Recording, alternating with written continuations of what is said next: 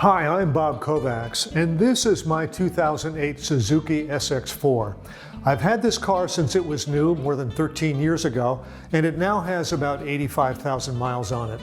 One thing I have not done to this car is anything to do with the cooling system. I've not touched the radiator, the heater hoses, the radiator hoses. I've not drained the fluid, put in new coolant. I've not done any of that stuff, and it's long overdue for that kind of thing. For instance, if you're driving out on the highway and you blow a heater hose or a radiator hose, you're dead in the water. You can't drive your car. So I've had cars where a heater hose ruptured, a radiator hose ruptured after only 50,000 miles, and I have many more miles on this car. So I'm in this video going to replace the radiator hoses, the heater hoses. I'm going to drain the coolant. I'm going to put in new coolant. Now that doesn't sound like it's too hard, but it is a full afternoon's work, and it's physical work too. You're going to be under the car to get to the lower part of the lower radiator hose to drain the coolant. You're going to be all over the engine bay, sticking your arms in odd angles to get at the things you need to get at for this. So you should plan on a full afternoon of pretty physical work to get this job done. Other than that, it's fairly straightforward. So let's go ahead and talk about what needs to be done. Now this is kind of a messy job. We're going to be draining the coolant from the engine. The coolant is a mix of antifreeze and water, and we're going to be draining it, and it will kind of go everywhere. We'll catch much of it in a pan, but it's hard to avoid it splashing around some. And you should know that although coolant is not particularly toxic, it is toxic if enough of it is consumed, and it has kind of a sweet taste. So animals might drink it. So you want to make sure that it's not out where any animal can get at it, where any of your pets or outdoor animals might get it. Once you've drained it, bottle it up and dispose of it properly. Also, we're going to need the hoses that we will be replacing. There's an upper radiator hose, a lower radiator hose, and there's two heater hoses, one that takes hot water to the heater and one that returns it back to the engine. We'll also be doing one more hose. That's a throttle body hose, which brings hot water to the throttle body to keep the throttle body up to temperature. Now to do this, you're going to need to have some antifreeze. I got this from Walmart. You can get it just about anywhere. And of course you'll need to mix the antifreeze with water. Typically it's a 50-50 mix, water and antifreeze. You'll need a drain pan to catch the fluid that we're draining from the radiator. And you're going to need some tools. You'll need a couple of screwdrivers and a pair of pliers. It's not complicated with the tools.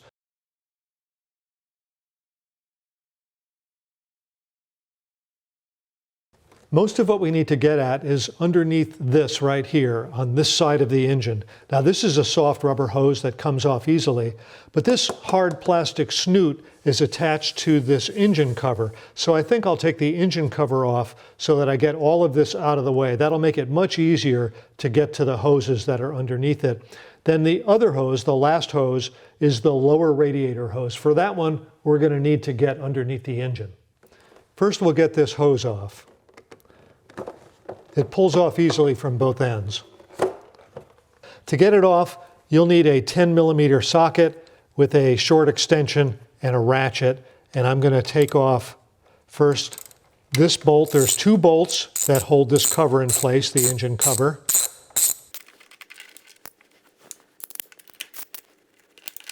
Okay, with the two bolts off, there's two clamps at the back of the cover. These are where the air filter is. So undo the two clamps. To get the cover off, you'll need to disengage it from the air filter assembly. So tilt the air filter assembly back and lift it up so it disengages. There's a couple of tabs at the bottom. Might be easier if you take the air filter out as well. So just get that out of the way. And now there's two press fittings that the cover snaps into. So now that this is disengaged from the air filter assembly, it should just lift up.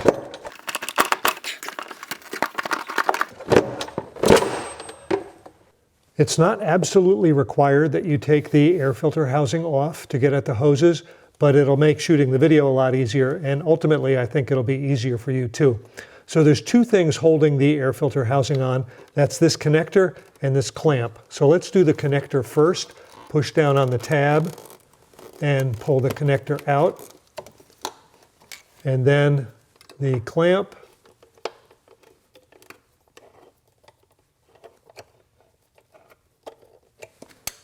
With the clamp loose, you should be able to separate the air filter housing.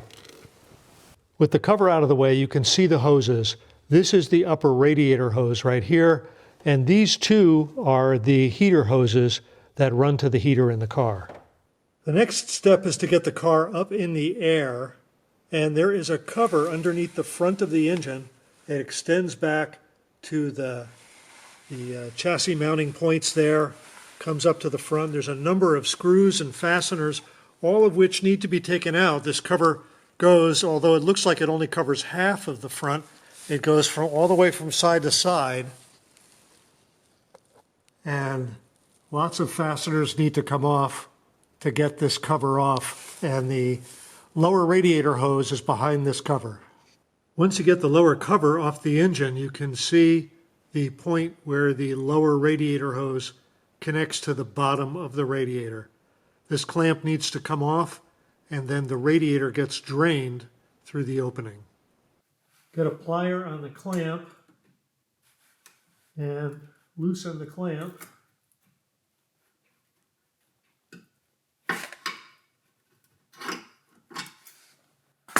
Now the hose needs to be pulled back, and it's coming off more easily than I would have thought.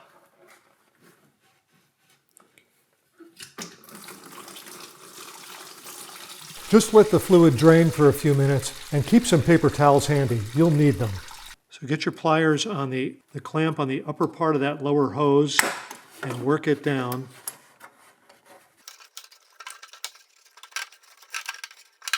This upper part of this lower radiator hose is in a really awkward spot. With the clamp off, the hose pulled away easily. With the lower radiator hose removed, now it's time to do the upper. So let's get this clamp loose. If all works well, now we can pull this back like the lower hose came off. That's really nice. And now for the lower clamp on the upper hose, the clamp that runs into the engine. Pretty nice. And let's see if this pulls off as easily as the others did. No, it's not. So this is the upper radiator hose, and it's stuck at the engine end. I can't easily pull it off. So far, all these hoses have pulled off easily until this one. So I'm going to take a utility knife and make a gentle cut in this, hoping to cut through the hose without scratching the metal underneath.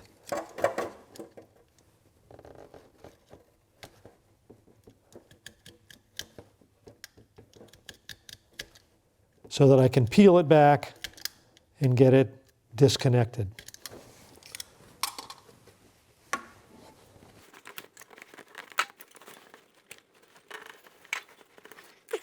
There we go, the hose is starting to move.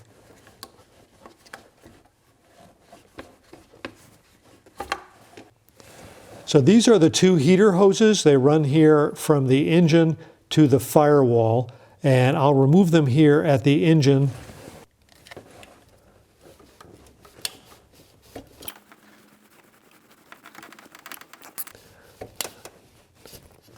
Okay, let's try the second one.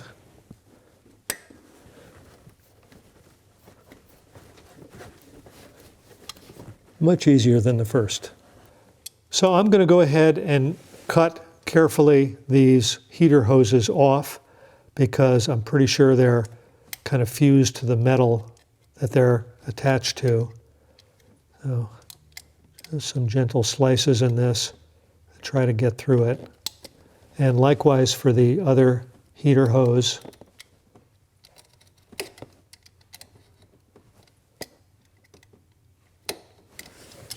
And let's see if I can get them off with a screwdriver.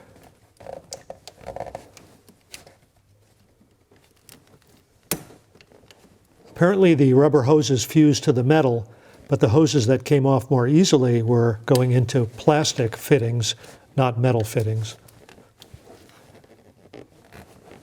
Okay, I think that one is going to be gettable. Let's get this one.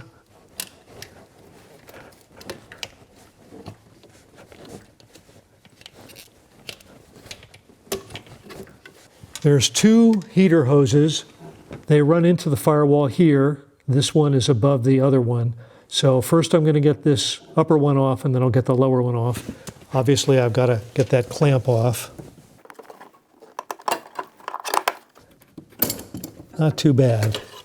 This hose is stuck on, so I am going to use a screwdriver to get it separated. Here we go. The clamp for the lower of the two heater hoses was in such a difficult spot to get at that there was no way to capture that on camera. So I've got the clamp moved out of the way now, and I'm going to put a slit in the hose so that I can peel it off. Okay, I finally got a slit in this lower hose, and I think I can get the screwdriver in there to loosen it up and get it out. There we go. There's one more hose that needs to come off. It's this small hose here that runs to the car's throttle body. It's got a clamp at either end, so I've got to get those clamps off and remove this hose.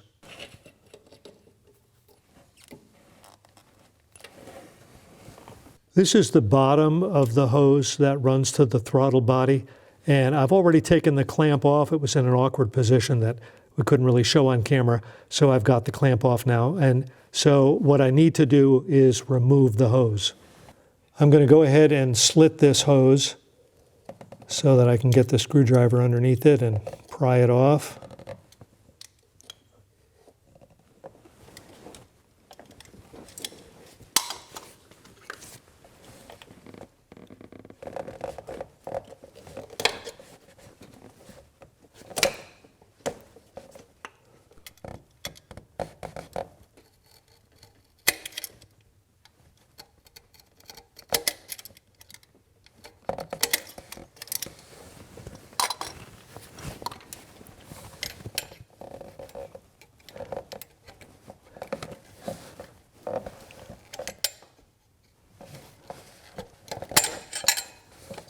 Okay, and that hose is off.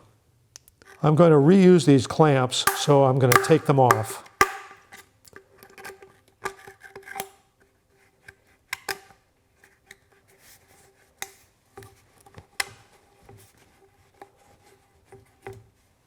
In preparation for installing the hose, I'm putting the clamps on. Starting the reinstallation of hoses. This is the hose that goes to the throttle body. With the hose on, I need to get the clamp in place.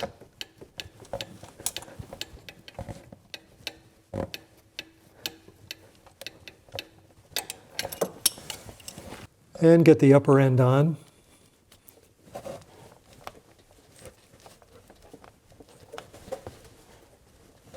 And the clamp in place.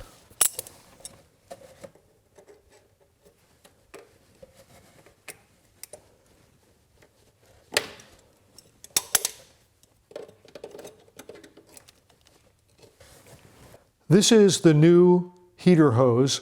There's two heater hoses, of course, and this is the lower of the two heater hoses. Notice the right angle bend. The right angle bend is on the end that goes to the firewall, and the other end of this hose goes to the engine. Here goes with the first of the two hoses that go to the heater.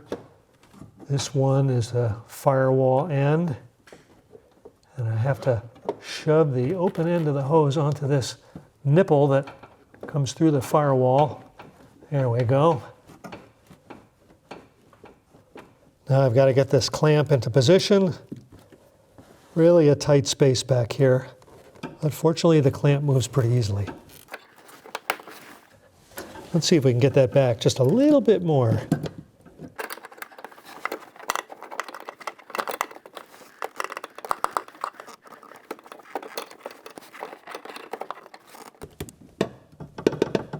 Okay, that's a good spot for the clamp. Okay, this is the upper of the heater hoses. Let's see if I can get this onto that fitting. Just a really awkward location. Here we go. I think I actually got it mated. Okay, let's see now if I can get the clamp in place.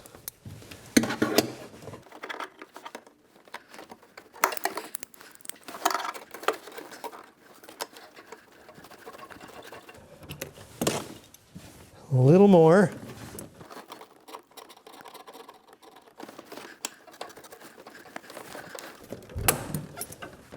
One more try.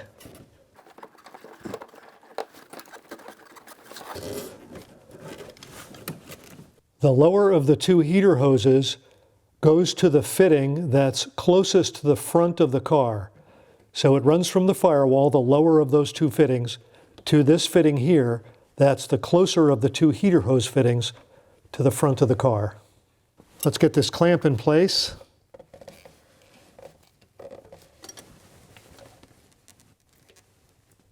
Perfect.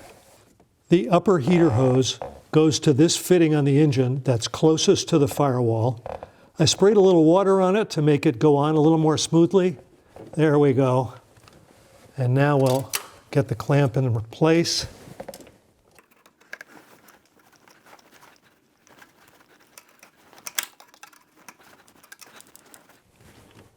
That looks good right there. So get the new lower radiator hose up in where it's supposed to go.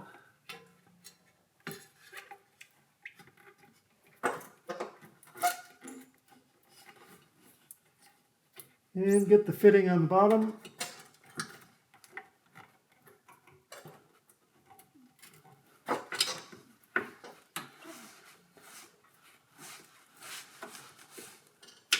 And get the clamp in place.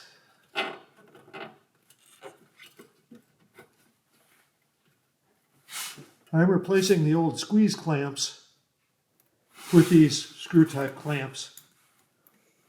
They look better and they're easier for me to fit in this cramped spot.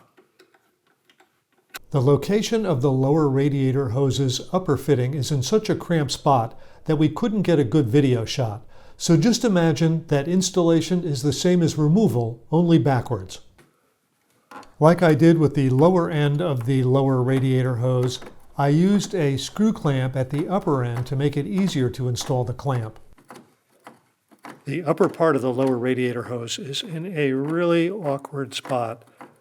Hard to get any kind of good video, but this is where the clamp goes to clamp it in place. Now the final hose is the upper radiator hose. Perfect at that end. Let's go ahead and get the clamp on.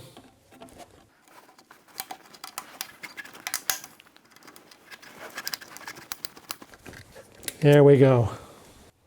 And the last fitting, the upper hose goes into the upper fitting there.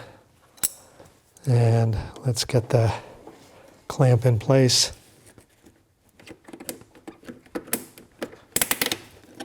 Just right. The time has come to actually now put coolant back into the system, and it goes into this, what we used to call the radiator cap, only it's not on the radiator anymore, it's off the radiator just a little bit. So it gets poured into this. Now, the specifications for this car, the Suzuki SX4, says that it takes 7 liters of coolant, so that's about 2 gallons. Not that much came out of it, maybe a little more than a gallon came out of it because some of it is still trapped in the engine. So I won't be pouring 7 liters or 2 gallons into the engine. I'll be pouring actually a fair amount less than that. And this is where it goes. So let's go ahead and get this cap off, and it takes a firm push to get this thing undone. And I have a funnel here. Now I've got some pre-mixed coolant. This is 50-50 water and antifreeze. This is about a half a gallon. So I'm going to go ahead and pour this in. When this fills up and the system will take no more, at that point we're going to have to run the car so that the car will warm up and the fluid circulates and essentially burps the air out of the system. And while it's doing that, we'll be pouring in more fluid. But we need to run the car for that to happen. In the meantime, we'll just pour this in while the car's not running and wait until it fills up.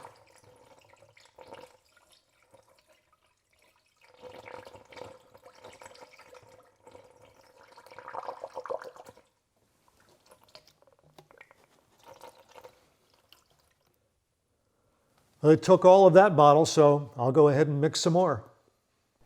The good news is that the filling process, the process of filling the radiator in the Suzuki SX4 went great. I mean, pretty much static without running the car. I poured all of the fluid into it. Just a little bit more went into it when I ran the car and some air burped out of it. Not very much though, maybe less than half a quart or so. And the car seems to be completely full. The coolant seems to be full. The car runs fine. We ran the heater, it made great heat. There's no drips, so everything seems to be okay. Now I'm going to hold off putting the underbody shield back on the car. I'm going to run it tomorrow to go for a ride and make sure everything is working okay. But other than that, I think we're done. This was a hard physical job, and it took pretty much a good afternoon to get all of this work done, but it's all done. So the radiator hoses shouldn't be a problem for another 10 years or so. Hey everybody, I'm Bob Kovacs. Thanks for watching.